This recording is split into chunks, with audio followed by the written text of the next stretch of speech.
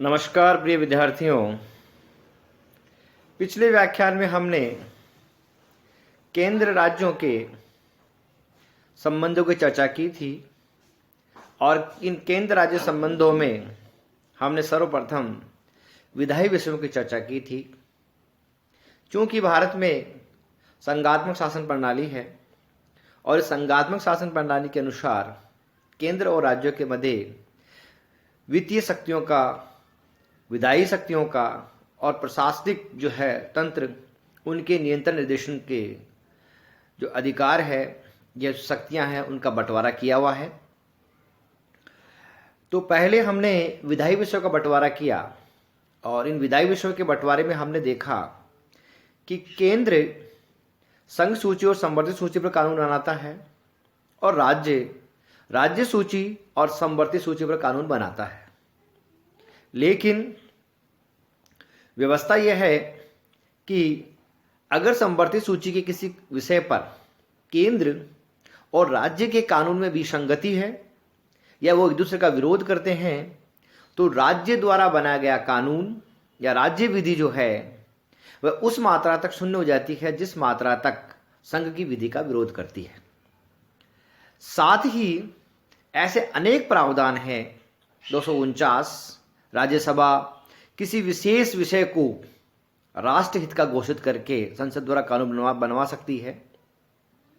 250 के अनुसार विशेष आपातकाल स्थिति में और 253 के अनुसार अंतर्राष्ट्रीय संधि व समझौते लागू करने के लिए ऐसे अनेक प्रावधान है। साथ ही 356 के अनुसार राष्ट्रपति शासन का जब लागू हो तो उस राज्य के लिए या 2 या 2 से अधिक राज्य अगर निवेदन करें तब। तो इस प्रकार से हम देखते हैं कि संघ जो है या जो केंद्र है उसके पास में विधि बनाने के अधिक अवसर प्राप्त है। साथ ही उसको विशेष परिस्थितियों में राज्य सूची के विषय पर भी कानून बनाने का अधिकार प्राप्त है और साथ ही साथ उसे अवशिष्ट शक्तियां जो विषय संवर्ती संघ और राज्य सूची में सम्मिलित नहीं है, ऐसी अवशिष्ट शक्तियां जो है वो भी संसद को प्राप्त है या केंद्र को प्राप्त है। तो इस प्रकार से हम देखते हैं कि विधायी विषयों में केंद्र का पलड़ा भारी है। ये ठीक हमारे संविधानकर्ताओं की जो कल्पना थी उसके अनुसार ही हुआ। उन्होंने कल्पना की थी कि भारत का जो संघात्मक स्वरूप है वो ऑस्ट्रेलिया या अमेरिका की तरह नहीं है बल्कि कनाडा की तरफ है, जिसमें केंद्र की स्थिति मजबूत है और राज्यों की स्थिति थोड़ी कमतर है। ताकि ये कल्पना की गई थी कि जब भारत नवोदित राष्ट्र है, नया गणतंत्र है, नए प्रकार का इसमें कहते कि विभिन्न प्रकार की संस्थाओं का विकास होना है, तो ऐसी परिस्थिति में और साथ ही भारत जो है वो ग्रेट डाइवर्सिटी का देश है। भाषा, पहनावा, खान पान, आंचलिक विशेषताएं, कहीं रेगिस्तान, कहीं बर्फीले पहाड़, कहीं समुद्री किनारे। तो इस प्रकार से हमने देखा कि भारत का जो उपमहाद्वीप है वो अनेक विविधताओं को लिए हुए है और इन विविधताओं में विभिन्न प्रकार के राजनीतिक दृष्टिकोण पैदा होना स्वाभाविक बात है। तो सभी व्यक्ति एक साथ मिलकर के रहे, इसलिए केंद्र को मजबूत बनाया गया है। इसी कड़ी में आज हम बात करेंगे कि केंद्र और राज्यों के मध्य जो वित्तीय संबंध है, जो फाइनेंशियल रिलेशंस है, उसकी बात भी करते हैं। वैसे तो संघात्मक शासन में ये होता है कि इकाइयां जो होती है वो केंद्र को एक प्रतिभूति या राशि या अपना कहते हिस्सा उसको देती है और जो वित्तीय जो धन है वो राज्यों से केंद्र की तरफ प्रवाहित होता है। क्योंकि भारत में इसका उलट हो रहा है। हमारे यहाँ पर क्या है कि केंद्र जो है वो वित्तीय मामलों में, विधायी मामलों में और साथ ही प्रशासनिक निर्देश अनुदेश के मामले में अधिक मजबूत है। तो हमारे यहाँ पर जो शक्तियों का प्रवाह है वो केंद्र से राज्य की ओर होता है। एक तरह से संघात्मक शासन की उलट है, लेकिन चूंकि हमने मजबूत केंद्रीय शासन की व्यवस्था की है इसलिए स्वाभाविक रूप से है इसी कड़ी में अगर हम बात करें कि केंद्र राज्यों के मध्य जो विषयों का वित्तीय विषय है उनका जो बंटवारा है उस प्रकार से है। पहली बात तो ये व्यवस्था की गई है कि संघ के या कानून के या संविधान की ये व्यवस्था है। 265 ये उपबंध करता है कि विधि के प्राधिकार के बिना कोई भी कर अध्यारोपित या संग्रहित नहीं किया जा सकता है। सबसे महत्वपूर्ण सूचना यह है कि भारत गणतंत्र में कोई भी कर, टैक्स या किसी प्रकार का शुल्क जो है वो विधि के प्राधिकार के बिना नहीं लगाया जा सकता। मनमाना कोई टैक्स नहीं लगाया जा सकता। इसके लिए विधि जो है वो व्यवस्था करती है और व्यवस्था करने के बाद ही उसमें वो उसको संग्रहित करती है। तो ये तो बात थी कि कोई भी टैक्स, कोई भी कर, किसी प्रकार की शुल्क हमारे भारत में विधि के प्राधिकार के बिना नहीं लगाया जाता। इसका मतलब है कि कानून का शासन है। दूसरा, आर्टिकल 268 में एक व्यवस्था की गई है और वो व्यवस्था इस प्रकार से की गई है जो भारतीय वित्तीय तंत्र का मूल ढांचा भी है और केंद्र राज्यों के मध्य जो है विवाद का विषय है। क्योंकि वित्त जो है वो प्रशासन का रक्त है। बिना वित्त के राज्य नहीं चलता है। राज्य कल्पनाओं से नहीं चलते हैं, राज्य वासनों से नहीं चलते हैं और राज्य जो है वो बिना उसके नहीं चलते। विभिन्न प्रकार की व्यवस्थाएं करने के लिए, चाहे प्रशासनिक व्यवस्था हो, विधायी प्रकार की व्यवस्था हो, सेना रखना हो या लोगों को सुख सुविधा उपलब्ध कराना हो, तो इन सब के लिए वित्त की आवश्यकता होती है और वित्त प्रशासन का रक्त है और उसको चलाने के लिए वित्त की आवश्यकता है।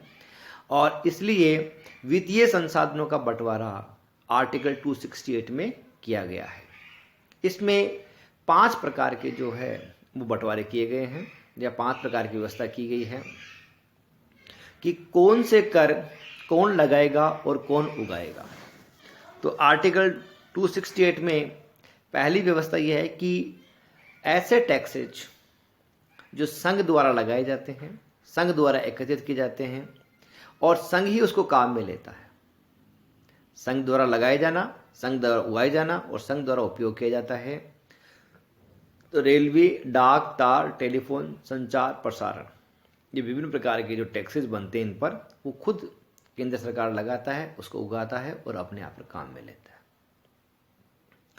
दूसरे प्रकार के जो टैक्सेज हैं वो है कि संघ द्वारा आरोपित, संघ द्वारा एकत्रित किंतु राज्यों के साथ सामूहिक भागीदारी में, जैसे कर के अतिरिक्त कृषि के अतिरिक्त आय, कुछ आय जैसे आयकर, कुछ आबकारी शुल्क, ये जो हैं वो इसको हम जीएसटी भी कह सकते हैं वर्तमान में। अब कि जीएसटी के तहत ये जो टैक्सेस लगते हैं वो ये है कि संघ लगाता है और संघ जो है वो इकट्ठा करता है लेकिन राज्यों के साथ में उनका बंटवारा करता है। आज ही कहते हैं कि केंद्र सरकार ने 6000 करोड़ रुपए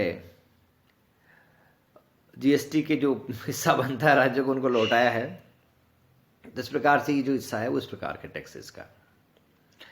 फिर तीसरा प्रकार का जो टैक्स है या व्यवस्था है वो ये है कि संघ द्वारा लगाए जाते हैं और संघ द्वारा एकत्रित किए जाते हैं और पूर्णतः राज्यों को लौटा दिया जाता है।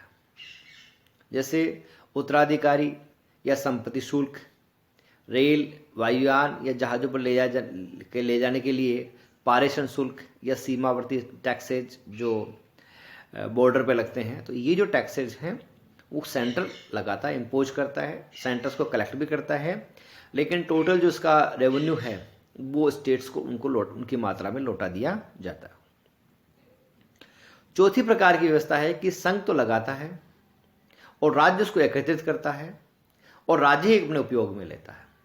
लगाता संघ द्वारा, लगाया संघ द्वारा देता है, मतलब उसको इम्पोज संघ करता है, उसकी व्यवस्था संघ करता है कि कौन से टैक्सेस कितनी मात्रा में होंगे, क्या उनकी रेट्स होंगी, लेकिन राज्य उनको कलेक्ट करता है और राज्य अपने उपयोग में काम लेता है। जैसे स्टाम्प शुल्क, दवाइयाँ, प्रसाधन, इन पे कहते हैं कि सामग्री पर शुल्क, आयकर शुल्क। तो इस प्रकार के जो शुल्क हैं वो सेंटर द्वारा लगाए जाते हैं और राज्य द्वारा इकट्ठे किए जाते हैं, कलेक्ट किए जाते हैं और राज्य खुद उनका उपयोग में लेता है। वो एक तरह से राज्य के टैक्सेज होते हैं। पांचवी और अंतिम व्यवस्था है कि राज्यों को भी इस प्रकार का अधिकार दिया गया है कि वो कुछ विषयों पर टैक्सेस लगाए, इकट्ठा करे और उनका उपयोग करे। तो इस प्रकार से जैसे कृषि भूमि पर नशीले पदार्थों का कर, दवाइयों पर क्रय विक्रय पर कर, ये जो टैक्सेज हैं, ये टैक्सेज जो हैं वो स्टेट लगाता है, स्टेट कलेक्ट करता है, स्टेट उनका उपयोग करता है, वो स्थानीय प्रकार के शुल्क है। तो इस प्रकार से भारतीय संघ और राज्यों के बीच में वित्तीय संसाधनों का बंटवारा इन 5 बिंदुओं के माध्यम से किया गया है। अब कुछ ऐसे संवैधानिक प्रावधान है जिसके तहत केंद्र और राज्यों के मध्य वित्तीय संबंधों को और परिभाषित किया गया है। अनुच्छेद 269 के अनुसार अंतर्राज्यीय व्यापार या वाणिज्य के दौरान अगर माल पे टैक्सेज है वो केंद्र सरकार लगाएगी और केंद्र सरकार संग्रहित करेगी। दूसरे प्रकार का जो टैक्स है वो ये है कि एक राज्य से दूसरे राज्य के बीच में सम्मान जाता है, जो सीमावर्ती टैक्सेज लगता है, इसको पारेषण शुल्क भी कहते हैं। इसको सेंटर लगाएगी और सेंटर उसको इकट्ठा करेगी और राज्यों को उनका जो हिस्सा है वो उनको दिया जाएगा। अनुच्छेद 271 के अनुसार व्यवस्था यह है कि संसद अनुच्छेद 269 जैसे ही पारेषण शुल्क लगाया और 270 के अधीन जो कर और टैक्स है वो पूरी तरह से कहते इकट्ठा करती है, तो वो भारत संचित निधि का हिस्सा हो जाता है और उस भारत की जो संचित निधि है उसमें से उनको पैसा दिया जाता है। फिर है कि आर्टिकल 275 में ये व्यवस्था की गई है कि राज्यों को जो अनुदान है वो दिया जाए, तो अनुदान की या सहायक अनुदान की व्यवस्था की गई है। अब ये सहायक अनुदान है वो 4 प्रकार के होते हैं।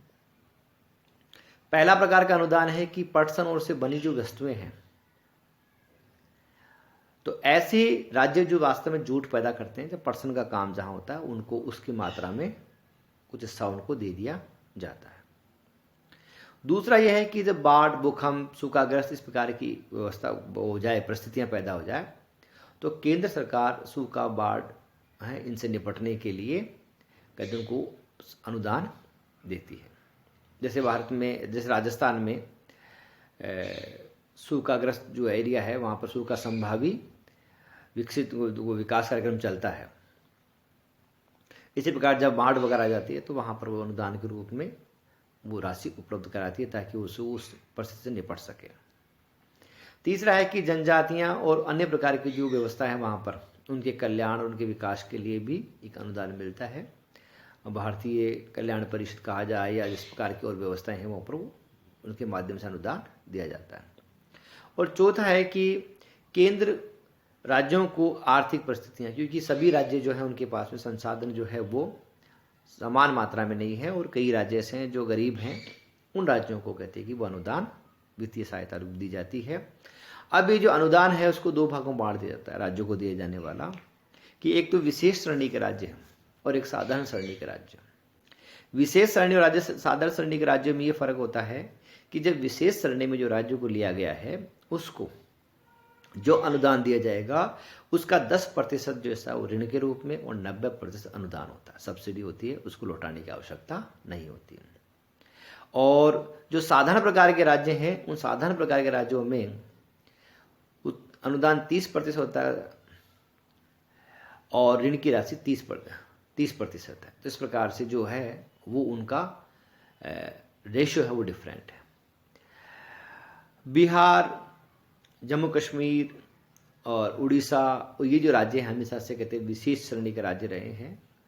और राजस्थान राज्यों को साधारण राज्यों की श्रेणी में रखा हुआ है। बार बार ये मांग की जाती है क्योंकि राजस्थान का एक बहुत बड़ा हिस्सा 60% जो हिस्सा है वो मरुस्थल का है और साथ ही अनेक प्रकार की परिस्थितियां हैं कि राज्य जो है वो पूरी तरह से उसमें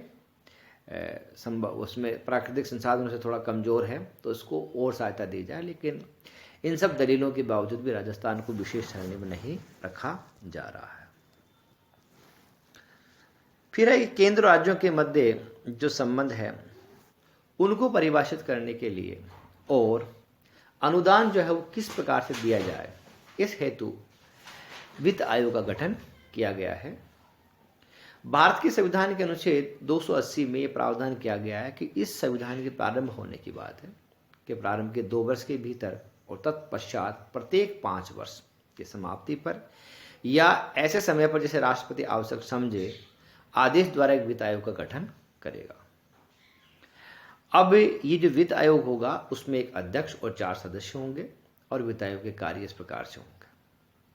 वित्त आयोग का सबसे महत्वपूर्ण कार्य है कि भारत सरकार द्वारा राज्यों को जो अनुदान दिया जा रहा है उसके क्या सिद्धांत होने चाहिए, किस प्रकार से उनको दिया जाना चाहिए। तो पहला यह है कि संघ और राज्यों के बीच करों के शुद्ध प्राप्त वितरण के संबंध में जो संस्था राज्यों के मध्य विभाजित होने हैं या होंगे या राज्यों के बीच ऐसे करों की प्राप्ति की कुछ अंश वितरण के बारे में जो राज्यों को प्राप्त हो उसकी सिफारिश करना। कहने का तात्पर्य यह है कि केंद्र द्वारा आरोपित, केंद्र द्वारा संग्रहित और राज्य और उसके बीच में बंटवारा, केंद्र और राज्य के बीच बंटवारा होने वाले कर और दूसरे इस प्रकार के केंद्र द्वारा लगाए गए और राज्य द्वारा केंद्र द्वारा लगाए गए, केंद्र द्वारा इकट्ठे किए गए और राज्य को पूर्णतः दिए गए। तो केंद्र और राज्यों के बीच में वो जो उनका बंटवारा होना है, दूसरा वो हिस्सा जो राज्यों को दिया जाना है, उसके संबंध में जो सिद्धांत है कि वो किन सिद्धांतों पर, किस मात्रा पर या कितने प्रतिशत उनको दिया जाए, इस संबंध में अनुशंसा करना वित्त आयोग का प्रमुख काम है। तो वित्त आयोग की प्रमुख व्यवस्था करता है, वित्त आयोग इस प्रकार अनुशंसा करता है कि भारत जो है उसमें केंद्र राज्य के बीच में करों का बंटवारा, अनुदान की मात्रा किस बंटवारा क्या होगा। पहले तो करों के बंटवारे के बारे में सिद्धांत देना है। दूसरी जो इसकी बात यह है कि राज्यों को अनुदान किस आधार पर और कितना दिया जाए। जैसे ये बात आती है कि साहब कुछ राज्य साधारण श्रेणी के राज्य हैं और कुछ राज्य जो विशेष श्रेणी के राज्य हैं। विशेष श्रेणी के राज्यों को 10% ऋण की देनी पड़ती है और शेष राज्यों को 70% ऋण देना पड़ता है, ऋण के रूप में राशि मिलती है। तो इस प्रकार से दोनों के बीच में जो भेदभाव है उस भेदभाव को समाप्त करने के लिए वित्त आयोग जो है व्यवस्था देता है।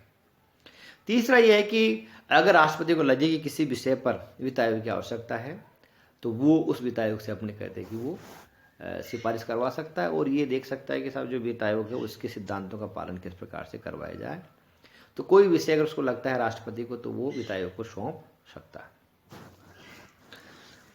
फिर दूसरे से प्रोविजंस हैं जो केंद्र और राज्य के वित्तीय संबंधों को प्रभावित करते हैं। अनुच्छेद 252 के अंतर्गत संघ और राज्य के बीच में किसी सार्वजनिक प्रयोजन के लेके अनुदान दे सकते हैं, भले इस प्रयोजन पर संसद या राज्य को विधान बनाने की शक्ति प्राप्त ना हो। जैसे मान लीजिए कि शिक्षा है, चिकित्सा है, या जैसे मान लीजिए कि ये कोई विशेष प्रकार की दुर्घटना हो गई तो उसमें जो सहायता दी जाती है केंद्र और राज्य के द्वारा, तो उस पर कोई विधि बनाई हुई नहीं हो तो भी ऐसा नहीं कि राज्य उसको अनुदान या सहायता नहीं दे सकता। तो विशेष परिस्थितियों में केंद्र और राज्य जो है वो लोगों को वित्तीय सहायता उपलब्ध करा सकते हैं। फिर आर्टिकल 286 ये कहता है कि राज्य उन वस्तुओं पर टैक्स नहीं लगा सकता जो उसके बाहर की, उसके यहाँ पैदा होती है, उसके यहाँ पर होती है, लेकिन वो कहीं बाहर जाके बिकती है तो वो बाहर जाकर के या दूसरी जगह जाकर के, राज्य से बाहर जाकर के ऊपर टैक्सेज नहीं लगाएगा। वो अपने राज्य क्षेत्र में या अपने राज्य में होने वाली गतिविधियों पर टैक्स लगा सकता है, बाहर जाकर के वो टैक्स नहीं लगा सकता। फिर आर्टिकल 285 वो बहुत महत्वपूर्ण है कि केंद्र की जो संपत्तियां हैं जो राज्य में हैं, अब वो संपत्तियां या वो संस्थान या वो वाणिज्यिक कोई गतिविधियां जो वाणिज्य की क्यों ना हो, उस पर केंद्र सरकार जब तक नहीं चाहेगी तब तक राज्य उस पर टैक्सेज नहीं लगाएगा, चाहे वो किसी प्रकार की गतिविधियां करता हो। एक तरह से ये केंद्र का प्रभुत्व है कि केंद्र की संस्थानों गतिविधियों पर तब तक टैक्स नहीं लगता है कि जब तक केंद्र उसके लिए ना कहे। जिस प्रकार से राज्यों को अधिकार नहीं है कि केंद्रीय संपत्ति, जैसे रेलवे की विभिन्न प्रकार की संपत्तियां हैं उन पर हाउस टैक्स नहीं लगता है। इसी प्रकार से केंद्रीय जो संस्थान है, चाहे वो एम्स हो, चाहे विभिन्न प्रकार के भेल हो, विभिन्न प्रकार के औद्योगिक उत्पादन के संसाधन हो, उन पर जब तक कोई जिस राज्य में स्थित है उस राज्य सरकार टैक्सेस नहीं लगाती जब तक इस प्रकार का अनुदेश उनको केंद्र से नहीं मिल जाता। तीसरा यह है कि 289 राज्यों की संपत्ति और उसके आय के संकेत जो है वो करों से मुक्ति प्रदान करता है। केंद्र सरकार चाहे तो किसी राज्य के जो संस्थानों पर टैक्स लगा सकती है और वो चाहे तो उनको बिना टैक्स की छूट दे सकती है। तो इस प्रकार से जो 289 है वो ये कि प्राय जो होता है केंद्र वो राज्य के संस्थानों पर भी टैक्सेस नहीं लगाते हैं, चाहे वो उसके केंद्र शासित प्रदेशों में हो या कहीं और भी स्थित हो। इसी प्रकार से 292 जो है वो संघीय कार्यपालिका को देश से बाहर ऋण लेने की शक्तियां प्रदान करता है कि जैसे भारत सरकार को आवश्यकता होती है तो ऋण, तो वो ऋण के लिए कहते हैं कि उनकी वो 290 के तहत टैक्सेज 290 जो है आर्टिकल के तहत वो ऋण ले सकता है, लेकिन राज्य ऋण नहीं ले सकते, सहायता प्राप्त कर सकते हैं, ऋण नहीं ले सकते। 293 में ये बात कही गई है कि केंद्र सरकार है वो सहायता प्राप्त कर सकती है, लेकिन राज्य जो है वो और राज्यों को ऋण दे सकती है। तो इस प्रकार से जो 293 292 है वो ये है कि केंद्र जो है वो बाहर विदेशों से विदेशी सहायता प्राप्त करने के लिए सक्षम है। राज्य सहायता प्राप्त कर सकते हैं, लेकिन राज्य जो अंतर्राष्ट्रीय बैंक है या इंटरनेशनल IMF है, इंटरनेशनल मॉनेटरी फंड है, इनसे वो या और कोई विश्व बैंक है, उन बैंकों से वो ऋण भी ले सकता है, अनुदान प्राप्त कर सकता है। राज्य अनुदान प्राप्त सकता है, उनसे ऋण नहीं ले सकता, क्योंकि वो गारंटी सिक्योरिटी प्रकार की अपनी दे नहीं सकता, केवल केंद्र सरकार प्रकार की व्यवस्था कर सकती है। फिर है कि जब अनुदान बांटने की बात आती है तो राज्यों का अगर कोई बकाया है जो उसने पहले अनुदान का जो ऋण का हिस्सा नहीं चुकाया है, तो ऐसे में केंद्र सरकार उसका हिस्सा काट सकती है और उसकी अनुदान की मात्रा को कम कर सकती है। तो इस प्रकार से केंद्र और राज्यों के बीच में ये प्रावधान थे। राज्यों के हितों के लिए एक संरक्षण जो है वो 274 के अंतर्गत किया गया है कि किस अनुच्छेद में प्रावधान है।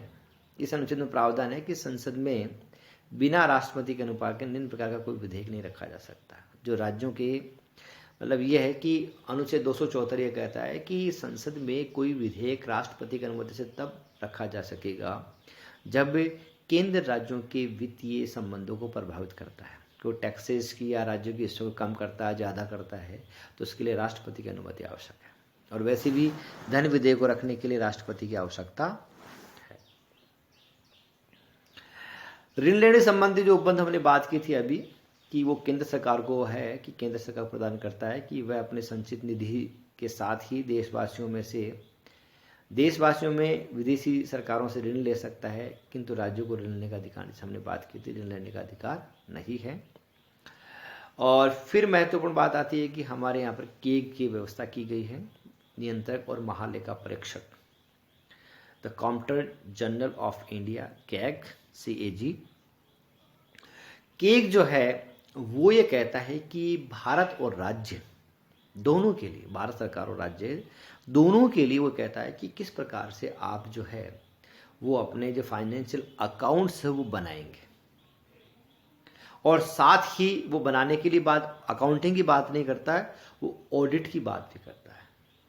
तो इसको कहते हैं comptroller auditor general of India, CAG। इसका मतलब है कि वो अकाउंटिंग की बात करता है, साथ में ऑडिट की बात भी करता है। वो ये देखता है कि भारत और राज्यों ने अपने जो वित्तीय संसाधन हैं, जिस हेतु इन्होंने इम्पोज किए थे, टैक्सेस लगाए थे, उसी में उन्होंने इकट्ठे किए हैं, और साथ ही उन्हीं का उन विषयों पर उपयोग किया गया है या उन कार्यों के लिए उपयोग किया गया है जिसकी अनुमति उनको विधानमंडल से मिली है। कहने का तात्पर्य है कि टैक्स लगाना, इकट्ठे करना और उनका खर्च करने का काम जो है वो कार्यपालिका का है, लेकिन उन टैक्सेस की मात्रा उनको अनुमति देने का अधिकार विधायिका का है। कि विधायिका ने जिसके लिए टैक्सेस लगाए, रुपए कहते कि इकट्ठे किए या खर्च किया, वो क्या उसी के लिए खर्च किया गया, इसको ऑडिट कहते हैं। और ऑडिट का काम CAG के द्वारा किया जाता है। तो वो केंद्र और राज्य दोनों को बताता है कि आपको किस भांति अपने अकाउंट्स मेंटेन करना है, और साथ ही वो केंद्र राज्यों के जो अकाउंट्स हैं उनकी जांच करता है, और वो देखता है कि वास्तव में पैसा उसी के लिए खर्च किया गया जिसके लिए स्वीकृत किया गया था। अगर नहीं किया तो वो अपनी टिप्पणियां लगाता है, राष्ट्रपति को अपना एक प्रतिवेदन देता है प्रतिवर्ष, राज्यों का प्रतिवेदन राज्यपाल के पास भेजता है, और वो उसको संसद में या विधानसभाओं में रखवाते हैं और उस पर चर्चा होती है। तो इस प्रकार से ये वित्तीय नियंत्रण का संसाधन। और अनेक ऐसे संस्थान हैं जिनके द्वारा कहते भारत में वित्तीय नियंत्रण की बात रखी गई है। फिर है कि प्रशासनिक सुधार आयोग ने वित्तीय संबंधों के स्वस्थ रखने के लिए कुछ अपने सिद्धांत दिए हैं। पहला यह है कि राज्यों को दी जाने वाले जो कुल केंद्रीय सहायता है उसकी मात्रा तय होनी चाहिए। पहले तो यह है कि साहब उनको कितनी सहायता दी जानी चाहिए, कितना अनुदान उनको दिया जाएगा। फिर उसके बाद में कहती है कि ऋण में दी जाने वाली राशि तय करनी चाहिए कि जैसे मान लीजिए कि आपको 1,00,000 करोड़ रुपए अगर अनुदान देना तो पहले उसका तय करना चाहिए किस किस मात्रा में किस किस राज्यों को मिलेगा। तत्पश्चात ऐसा लगता है कि राज्यों को और आवश्यकता तो फिर ऋण दिया जाना चाहिए। पहले ये कहते हैं कि पहले अनुदान दिया जाना चाहिए केंद्र के द्वारा, क्योंकि अधिकांश जो करों का ऐसा वो केंद्र के पास आता है, राज्यों के पास करों का ऐसा कम है, राज्यों के पास कर लगाने के अवसर भी कम है। तो केंद्र के पास कर लगाने का अवसर ज़्यादा है तो उनको उसी मात्रा में जो है वो उनको अनुदान की राशि पहले तय करनी चाहिए, उसके बाद में टैक्स जो है कहते वो ऋण के रूप में दिया जाना चाहिए। दूसरा यह है कि अनुदान वितरित कर समय राशि अलग कर लेनी चाहिए और उस राशि में यह है कि राष्ट्रीय जो महत्व की परियोजनाएं हैं उसका अधिकांश हिस्सा, ये जो बचा हुआ जो हिस्सा है वो केंद्र को दिया जाना चाहिए, क्योंकि राष्ट्रीय महत्व की परियोजनाएं हैं तो राष्ट्रीय महत्व की परियोजनाओं के लिए केंद्र को सहायता देना स्वाभाविक रूप से बनता है और उसको अधिकांश मात्रा उसको देनी चाहिए। और फिर भी कोई अवशिष्ट अगर बच जाता है खर्चा तो वो भी राज्यों को केंद्र को देना चाहिए। तीसरा यह है कि राज्य ने अगर किसी योजना को पूरा नहीं किया और केंद्रीय अनुदान की राशि उसने काट दी, मतलब खर्च कर दी, तो अब अगर उसको केंद्रीय अनुदान मिलता है तो वो जो हिस्सा उसने खर्च कर दिया और काम नहीं किया तो उसके वजह में उसकी राशि काट लेनी चाहिए, ताकि प्रत्येक राज्य में वित्तीय जो है ना उसका प्रबंधन अच्छा हो। ऐसा नहीं कि आपको कहते केंद्र ने सहायता दी और केंद्र ने राशि अनुदान दिया और आपने उसकी योजना को पूरा खर्च करने से पहले खर्च कर दिया और दिखा दिया कि साहब केंद्रीय योजना पूरी नहीं हुई।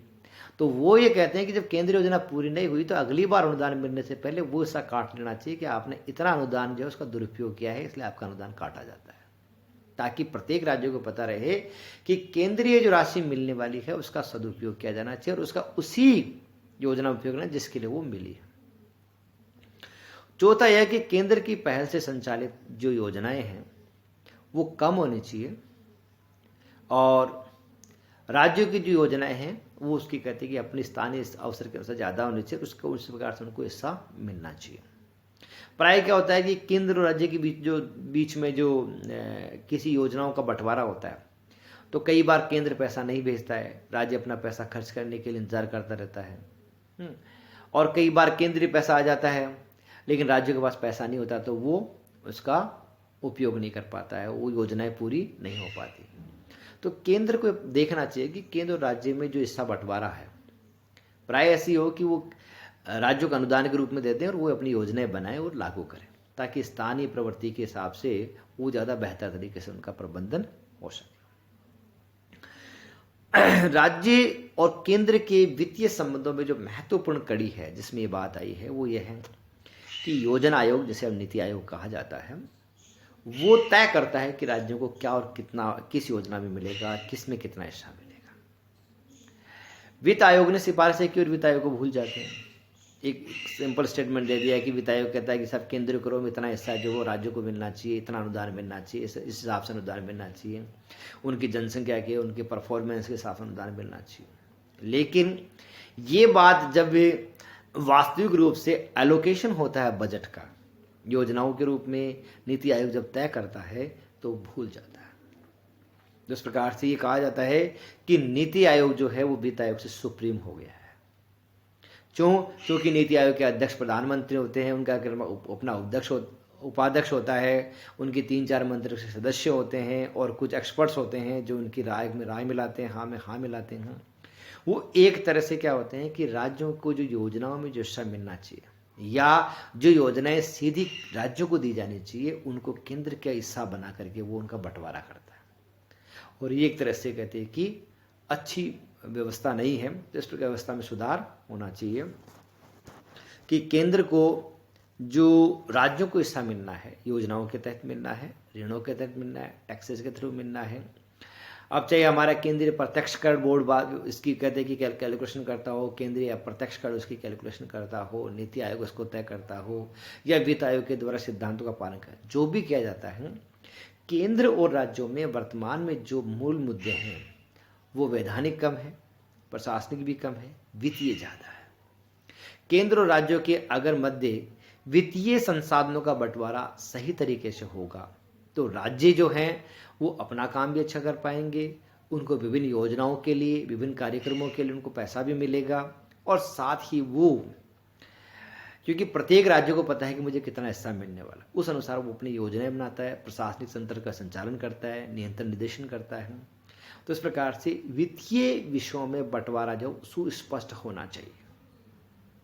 हो सकता है कि विधायी मामलों में, कुछ मामलों में केंद्र जो हो प्रभावी परिस्थिति में रहे और राज्यों को आदेश निर्देश दे, या राज्य सोचे किसी विषय पर कानून भी बना दे, एक स्वाभाविक आवश्यकता तो उसकी अलग बात है कि हम एक केंद्रीय व्यवस्था चाहते हैं। हम चाहते हैं कि हमारा जो संघात्मक स्वरूप है उसमें मजबूत, सभी इकाइयाँ मजबूती से जुड़े रहें, इसलिए केंद्र मजबूत होना चाहिए। साथ ही हम ये भी चाहते हैं कि विभिन्न प्रकार के जो प्रशासनिक मामले, जो विभिन्न प्रकार की जो प्रकरण उत्पन्न होते हैं या विशेष परिस्थितियां होती है, तो केंद्र राज्यों को निर्देश दे, आदेश दे, प्रशासनिक व्यवस्थाओं की व्यवस्था के लिए कहे। लेकिन जहां बात धन की आती है तो वहां ये कहा जाता है कि बाप बेटा ने भैया, सबसे बड़ा रुपया, कि राज्यों को अपनी, और चूंकि स्वाभाविक रूप से स्पष्ट है कि भारत में राज्यों की माली हालत, फाइनेंशियल जो स्टेज है वो बहुत अच्छी नहीं है। उसके पीछे यह है कि केंद्र जो है वो करों का निर्धारण करता है, टैक्सेस का निर्धारण करता है, बंटवारा करता है, और साथ ही वर्तमान में जो जीएसटी लगाया गया है जिसमें सेंट्रल जीएसटी और स्टेट जीएसटी, उस सेंट्रल जीएसटी का तो अपना हिस्सा उनके पास जाता ही है, केंद्र के पास स्टेट जीएसटी का पैसा भी चला जाता है। उसी को लौटाने के लिए राज्य सरकार केंद्र से बार बार मिन्नतें करते हैं और केंद्र राज्य के बीच में एक विवाद और व्यवधान आता है।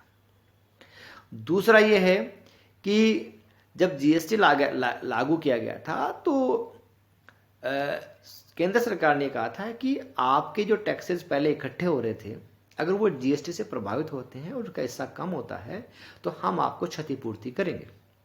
वो जो आपका जो टैक्स गैप बन रहा है, जो कम हो रहा है आपका टैक्सेस, हम उसकी क्षतिपूर्ति करेंगे। लेकिन पिछले साल केंद्र ने हाथ खड़े कर दिए और कहा कि साहब हम क्षतिपूर्ति नहीं करेंगे। तो इस प्रकार से भारत में केंद्र राज्यों के मध्य जो मूल विवाद का विषय है वो फाइनेंशियल होता जा रहा है, और फाइनेंशियल जब तक रिश्ते मजबूत नहीं होंगे तब तक केंद्र राज्य के जो अन्य जो संबंध है वो प्रभावित होते हैं। इसलिए केंद्र और राज्यों के मध्य वित्तीय विषयों का या वित्तीय संसाधनों का समुचित और उचित बंटवारा होना चाहिए, नहीं तो केंद्र और राज्य के बीच में हमेशा विवाद की स्थिति बनी रहेगी। वो एक दूसरे को सहयोग करने के बजाय एक दूसरे का विरोध करेंगे। इसलिए स्वस्थ वित्तीय संबंधों की यहाँ पर कहते हैं कि अनुशंसा की जाती है, और ये भारत और राज्य दोनों के हित में है। जय हिंद, जय भारत।